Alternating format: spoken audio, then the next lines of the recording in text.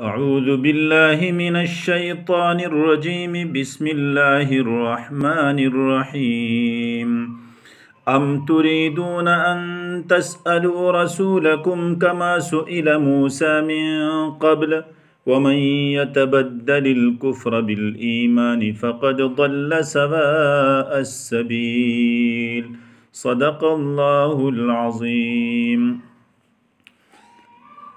ترجمہ اس آیت کا ہے ام تریدون، بلکہ تم چاہتے ہو، ان تسألو کہ سوال کرو، رسولکم اپنے پیغمبر سے، کما جیسا کہ سئل سوال کیا گیا موسیٰ علیہ السلام سے، من قبل اس سے پہلے، ومن اور جو شخص ومن اور جس شخص نے یتبدل بدل دیا الکفر کفر کے ساتھ بالایمانی ایمان کو، فقد ضل تحقیق وہ گمراہ ہوا، سواء السبیل سیدھے راستے سے۔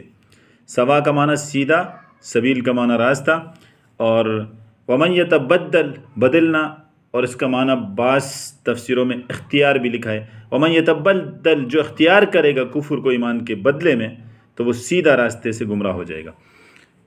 یہ سورۃ البقرہ آیت نمبر 108 ہے۔ صرف ایک آیت کی ہم وضاحت کرتے ہیں۔ جیسے کہ اس سے پہلے ہم نے بتایا کہ یہ یہودیوں کی شرارتوں کا ذکر ہو رہا تھا کہ وہ مسلمانوں کے ساتھ کس طرح کی شرارت کرتے تھے اور مسلمانوں کو دین سے گمراہ کرنے کی کوششیں کرتے تھے۔ اسی کوشش کی ایک کڑی ہے کہ یہودی جو ہے وہ مسلمانوں کے دلوں میں شبہات ڈالتے تھے، ان کے سامنے مختلف قسم کے ایسے سوالات، اور ان کو نبی السلام سے سوالات کرنے پر اکساتے تھے کہ یہ جا کر سوال کرے، اور غیر ضروری سوالات ہوتے تھے، ایسے سوالات جیسے بارش کب ہوگی، فلان عورت کے پیٹ میں بچہ ہے یا بچی، اس طرح کے سوالات جو ہے غیر ضروری ہے، جس کا دین کے ساتھ کوئی تعلق نہیں ہوتا۔ تو اللہ کے رسول اس کو پسند نہیں فرماتے تھے، تو اللہ تعالیٰ نے اس پر آیت نازل فرمائی۔ جیسے کہ اس کا ذکر قرآن میں دوسری جگہ میں بھی آتا ہے، جیسے اللہ فرماتے ہیں یسألک اہل الکتاب ان تنزل علیہم کتابا من السماء فقد سألوا موسى اکبر من ذلك فقالوا ارنا اللہ جہرۃ۔ یہ اہل کتاب آپ سے سوال کرتے ہیں کہ آپ آسمان سے ہمارے لیے کتاب نازل کریں۔ یہ ان سے پہلے انہوں نے موسیٰ علیہ السلام سے اس سے بھی بڑھ کر سوال کیا تھا، اے پیغمبر، انہوں نے کہا تھا کہ ارنا اللہ جہرۃ، اللہ تعالیٰ کو واضح طور پر ہمارے سامنے لا کر ہمیں دکھا دیں۔ تو اس کا ذکر ہے یہودی اس طرح کے سوالات پوچھتے تھے، تو اس پر یہ آیت نازل ہوئی۔ اور بعض جگہوں میں قرآن ہی سے یہ بات ثابت ہوتی ہے کہ مشرکین مکہ نے بھی اس طرح کے سوالات پوچھے تھے۔ جیسے قرآن میں آتے او ترقى في السماء ولن نؤمن لرقيك حتى تنزل علينا كتابا نقرأه، آپ آسمان پر چڑھے اور آپ کے چڑھنے پر بھی ہم یقین نہیں کریں گے یہاں تک کہ آپ کوئی کتاب اوپر چڑھ کر ہمارے پاس لے کے آئے جس کو ہم پڑھیں۔ اور اسی طرح او تأتی باللہ والملائکۃ قبیلا، آپ اللہ کو اور فرشتوں کو ہمارے سامنے لے کے آئے تب ہم مانیں گے۔ تو اسی طرح بعض روایتوں میں حدیث میں یہ بھی آتا ہے کہ مسلمانوں نے بھی کچھ سوالات اللہ کے رسول سے پوچھے تھے۔ جیسے کہ ایک صاحب نے کہا کہ ہمارے لیے بنی اسرائیل کی طرح اگر کوئی کفارہ ہوتا، گناہوں کا کفارہ ہو جاتا تو بڑا اچھا ہوتا کہ ہمیں یقین ہو جاتا، ہم اس کفارے کی ادائیگی کرتے اور گناہ ہمارا معاف ہو جاتا۔ تو اللہ کے رسول اس پر ناراضگی کا اظہار کیا، فرمایا کہ یہ پچھلی امتوں کے لیے تو یہ تھا کہ اگر گناہ کرتے تو اس کے دروازے پر لکھا ہوتا تھا، اگر اس نے توبہ کی ہے تو آخرت میں تو اس کو جو گناہ تو رفع اس سے دور ہو گیا، لیکن دنیا کے اندر جو ذلت ہے، لوگوں کو جو پتہ چلا ہے اس نے یہ گناہ کیا ہے، یہ ذلت تو رہتی تھی۔ اگر توبہ کوئی نہیں کرتا تھا تو دنیا میں بھی ذلیل، آخرت میں بھی ذلیل ہے۔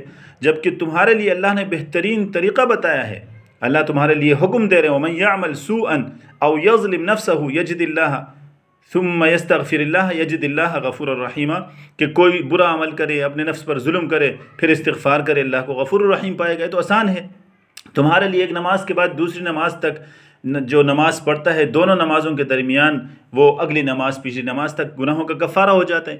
ایک جمعہ کی نماز کے بعد اگلی جمعہ آپ پڑھتے ہو، درمیان میں 7 دن جو گناہ ہوتے ان کا کفارہ ہو جاتا ہے۔ بہترین طریقہ تو اللہ تعالیٰ نے تمہیں دیا ہے۔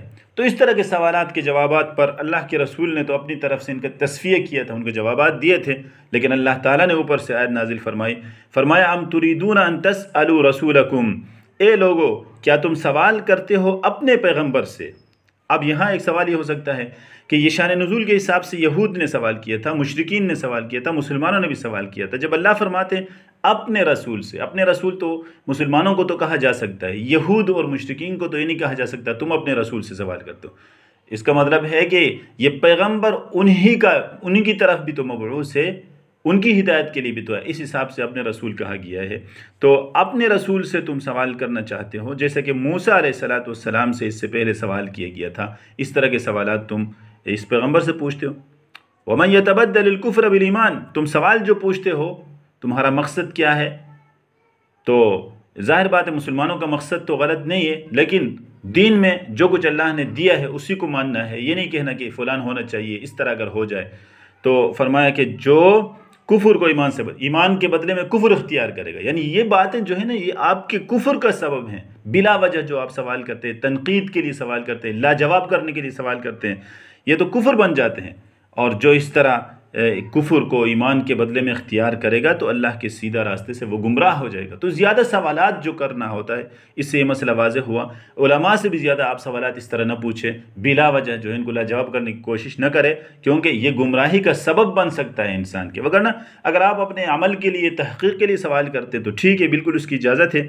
اللہ تعالیٰ فرماتے ہیں فَاسْأَلُوا أَهْلَ الذِّكْرِ إِن كُنتُمْ لَا تَعْلَمُونَ، تم اہل علم سے سوال کرو اگر تم نہیں جانتے ہو، تمہیں مسئلہ پتہ نہیں ہے، تم کسی چیز کو جاننا چاہتے ہو، کسی چیز کے بارے میں تحقیق کرنا، تمہارا مقصد تنقید کرنا نہیں، لاجواب کرنا نہیں، تو پھر سوال کرو۔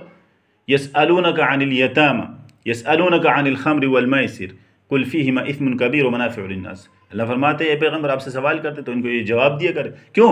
وہ اپنی اصلاح کے لیے سوال پوچھتے ہیں۔ تو اصلاح کے لیے سوال پوچھنا، علم حاصل کرنے کے لیے سوال پوچھنا اچھا ہے، لیکن تنقید کے لیے مذہب کے اندر، مذہبی علوم کے اوپر، اسلام کے اوپر تنقید کے لیے سوالات کرنا یہ کفر کا سبب ہے۔ اللہ تعالیٰ اس پر عمل کرنے کی ہمیں توفیق عطا فرمائے۔